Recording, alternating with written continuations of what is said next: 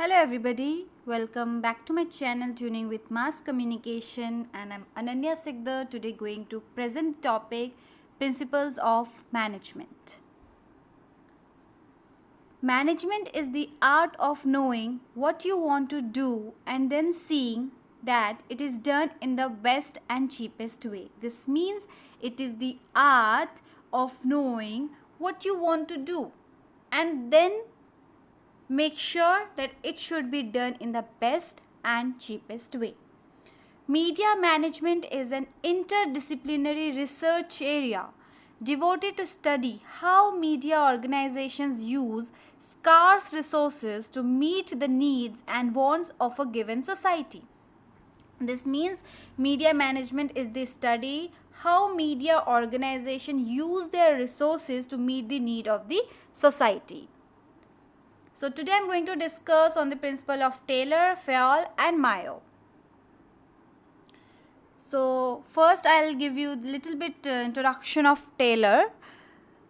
Taylor was an American manufacturing manager, mechanical engineer and then a management consultant in his later years. He was also known as father of scientific management. The term scientific management refers to coordinating the enterprise for everyone's benefit, including increased wages for laborers. Taylor's principles or Taylorism. This approach is also often referred to Taylor's principles or Taylorism. He proved with his practical theories that a scientific method can be implemented to management. So first one is science, not the rule of thumb. This rule focuses on increasing the efficiency of an organization through scientific analysis of work and not with the rule of thumb method. See, he believed that even a small activity can be planned scientifically. This will save time and also human energy. The decision should be based on scientific analysis and cause and effect relationships rather than rule of thumb, where the decision is taken according to the manager's personal judgments. They develop a science for each element of man's work, which replaces the old rule of thumb method. So second one is harmony. Taylor indicated and believed that the relationship between the workers and management should be cordial and complete harmony. This means the relationship between the workers and management should be cooperative. They should cooperate each other, because difference between the two will never be beneficial to either side. Management and workers should acknowledge and understand each other's importance, because both are equally important in an organization. He also suggested the mental revolution for both management and workers to achieve total harmony. Cooperation ensure all the work being done in accordance with the principle. So third one is equal division of work. There is an almost equal division of the work and the responsibility between the management and the workman. This means, see, both are important, or both organization in an organization, the management as well as the workers, they both are important equally. So there should be a division of work to avoid clash between them, because anyways they both are responsible for an organization, for a management. Then fourth one is development of every person to his great efficiency. The effectiveness of a company also relies on the abilities and skills of its employees. This means same, development of every person is important, because the effectiveness of the company is relies on the ability and skill of the employees. Implementing training, so there should be implementing training, learning best practices and technology is the scientific approach to brush up the employee's skill. To assure that the training is given to the right employee, the right steps should be taken at the time of selection and recruiting candidates based on scientific selection. Then comes to Fayol. principle of Fayol. He is also known as father of modern management. So first one is division of work. Work should be divided among individuals and groups to ensure that effort and attention are focused on special portions. See, what happens if you divide the work? It will create an effort and attention and focus on that special portion of the task. So Fayol presented work specialization as the best way to use the human resources of the organization.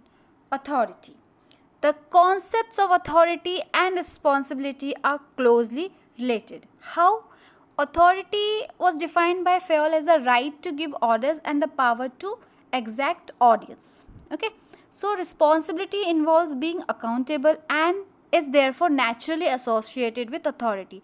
Whoever assumes authority also assumes responsibility. This means the person who assumes the authority, who is the boss, is also responsible for the accountability. Then comes discipline. A successful organization requires the common effort of workers. Discipline must be upheld in organization. So discipline is a very important part which is required in the organization. Then comes unity of command. Employees should have only one direct supervisor. They should receive orders from only one manager. If there are more managers, the people will be confused, the workers will be confused, because they will not come to know like who's we have to follow the rules or not. If in organization only one direct supervisor is there, means there will be a proper workforce. Then comes unity of direction. The entire organization should be moving towards a common objective in a common direction. This will ensure that action is properly coordinated. This means the entire organization should have a common objective in a common direction. If they have different objective, it is very difficult to get the work done. Then comes subordination of individual interest to the general interest. The interest of one employee should not be allowed to become more important than those of the group. This means the interest of the employee should not be allowed to become more important than those of the group. Group should have a general interest. If from that group, if any individual having its own interest, that is going to be a difficult task. So we should not allow anybody's interest to become important. So there should be a common interest in the group. Then comes remuneration.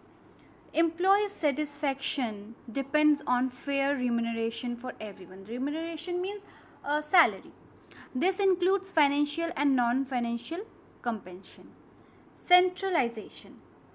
This principle refers to how close employees are to the decision-making process. It is also very important to give the chance to the workers to make the decision. Otherwise, always if the supervisor or the authority is dominating them, it will be not effective in the work. So even they should be given chance to make the decision. It is important to aim for an appropriate balance. Then comes scalar chain. Employees should be aware of where they stand in the organization hierarchy or chain of command. They should know what is their position. Order. The workplace facilities must be clean, tidy and safe for employees. Everything should have its place. Means everything should be in the order. Then comes equity. All employees should be treated equally. Stability of tenure of personnel. The principal focuses on minimizing employee turnover and have the right employee or staff in the right place. Frequent change of position and sufficient development must be properly management. Then comes initiative. Management should take steps to encourage worker initiative, which is defined as new or additional work activity undertaken through self direction. This means management should, if any worker, management should encourage workers initiative. They should appreciate their initiative. They should listen, because who knows, their initiative is more effective for the organization. Then the last comes esprit de corps. This means organization should strive to promote team spirit and unity. Then last principle, that is principle of Mayo. So first one is, first I'll give you the little bit introduction of Mayo. Mayo management theory states that employees are motivated far more by relational factors such as attention and camaraderie than by monetary rewards or environmental factors such as lighting, humidity, etc. Elton Mayo developed a matrix which he used to illustrate the likelihood that a given team would be successful. He is called the father of human relations movement. So, according to him, he states that employees are motivated far more by relational factors. Okay, means if there is a good relation between the management and the workers, that is more effective. Okay, then now first one is human relations approach. He recognized the importance of human beings in management. How? He said that human beings are complex and influential input organizational performance. The social and psychological needs cannot be ignored if management wants to enhance productivity. This means, we have to keep in mind the social and psychological needs of the person. We cannot ignore, because that is the way through which the management can get the productive productive result. Okay. Then comes non-economic awards. He was able to show that humane and respectful treatment, sense of participation and belonging, recognition, morale, human pride, and social interaction are sometimes more important than pure monetary rewards. So, sometimes more than monetary rewards, money, it is more important to show show the respect, give the respectful and human treatment, sense of participation and belongingness. If they are given the if they are given the chance to participate and participate, they will feel that is their own belonging. So it is very effective. So that is, sometimes the workmen, more than monetary funds, they believe in these things: their recognition, human pride, social interaction. Okay. Now comes social man. He said that man is basically motivated by social needs and obtains his sense of identity through relationships with others. They believe that it is important to have identity, okay, sense of identity through relationships with others. He is more responsive to the social forces of the informal group rather than managerial incentive and controls. He believed that there should be more, it should be more focused on formal, more than formal group, it should be focused on informal group, because this somewhere creatively responsive among them. He also related productivity to a social phenomenon. Then the last, organization as a social system. Mayo was of the view that informal relationships in the organization are more effective than formal relationships. People form informal groups to give a bent to their feelings and seek guidance for action from such groups. He was of the opinion that managers should maintain an equilibrium between the logic and efficiency demanded by the formal organization. He thought besides logic and facts, people are also guided by the sentiments and feelings. So he also focused on the feelings of the workers. Always it's not the formal behavior. Sometimes it should be informal behavior as well.